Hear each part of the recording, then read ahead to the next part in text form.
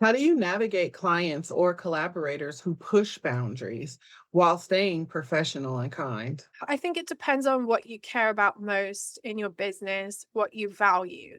So let's say if you really value the relationships that you have with your clients, you're probably going to want to be a bit more flexible with them. You're going to want to be a bit more accommodating. You're going to want to take the time to talk through what your availability is, what your ideas are, how you think that they should be pivoting or adapting on their end.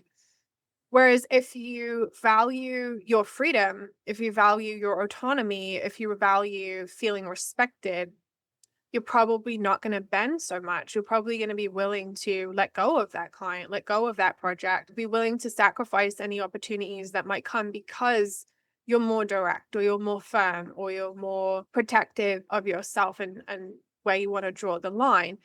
But you can't have it both ways. I think you have to be very aware of what your priority is and what value is the primary one that you want to uphold.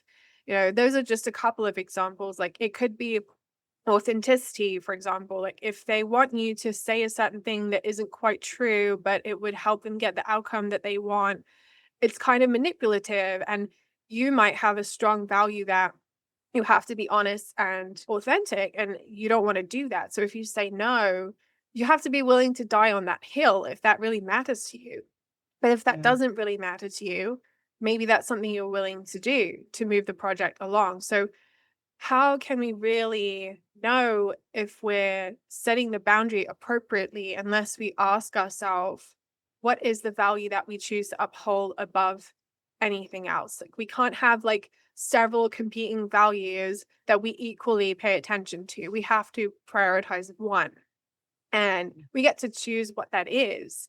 But that might not be the same one that the other person has. And so that's where we enter into conflict. And that's where things come to the surface and we realize that that person is not aligned with us or we cannot move forward with them, which is a good thing. We're not supposed to do everything with everyone all the time.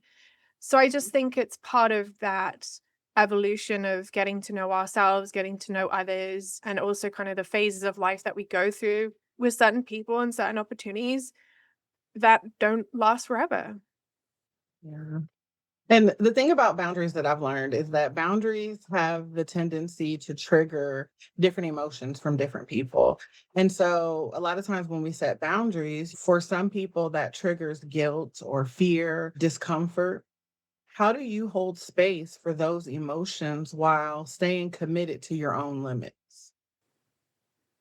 Yeah, I think part of it is you can protect yourself from those types of responses depending on how sensitive you are and how likely you are to internalize those emotions.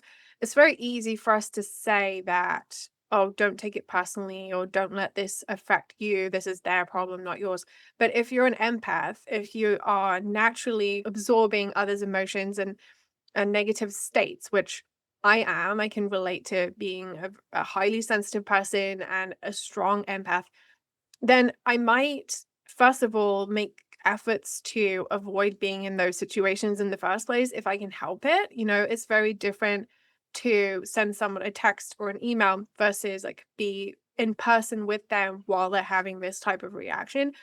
It does affect our mood, our energy, our own thoughts and emotions, and at the same time, it might be the kinder thing to do to say the thing in person, but then we have to know that there's a trade-off there with ourselves.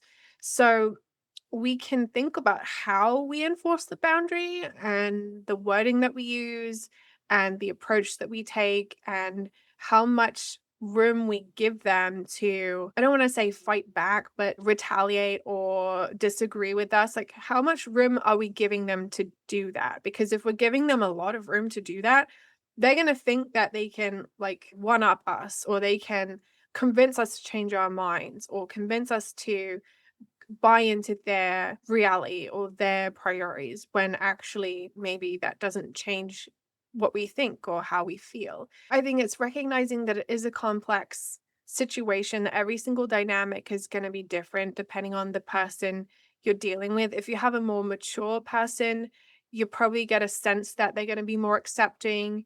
and less conflicting than somebody who's maybe younger or less mature or less experienced in that area, who might be more likely to lash out or get upset with something. But ultimately, you can't control any of it, and you Mhm. can't 100% protect yourself at all times. I mean, we have the option to block people, we have the option to walk away, we have the option to drive away, fly away, whatever we want to do. We can take physical measures to protect ourselves. We can take emotional measures to protect ourselves. We can talk to a friend, a therapist, a mentor, a coach. We can do meditation, we can do journaling. A lot of the time, we're just recovering from these experiences because we can't prevent them from happening. But ultimately, we learn. We learn, like, what could we have done differently? What kind of person are they? What kind of person am I? Do I want to be in this situation again? If I was, what would I do? What would I say? And that's not to say that we can always criticize how we responded, but it gives us an opportunity to learn and reflect and make it something valuable in and of itself, as opposed to just, oh, this was a negative exchange and I don't want to feel that again. Yeah. And I think that's such a healing reminder, that our feelings don't have to disappear for a boundary to still be valid.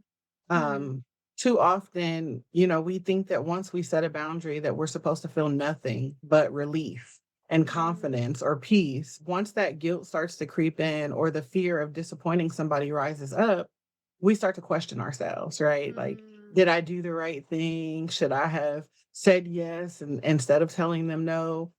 But I just think at the end of the day, feelings don't have to vanish for a boundary to still be worthy.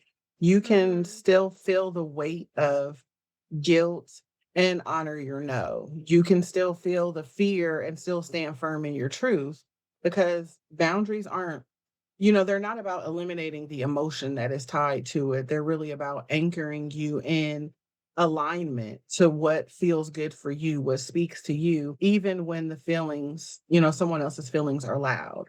mm, Um, mm, I think it's all about remembering that even feeling discomfort is not really a sign that you're wrong.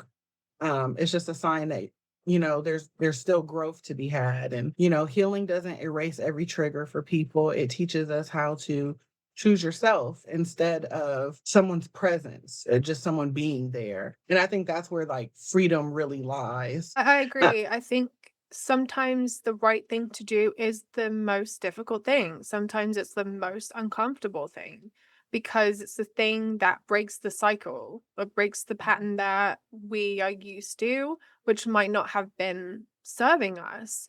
So, of course, it's going to be uncomfortable if we say no to someone who's used to us always saying yes, or we move away from something that we identify with. That's part of who we are as a person. It doesn't have to be, but there's going to be a lot of resistance there. And so there's a lot of cases where standing up for ourselves or speaking out or moving away from something or moving towards something is going to feel even wrong at the time. It's going to feel bad. It's going to feel like you doubt yourself.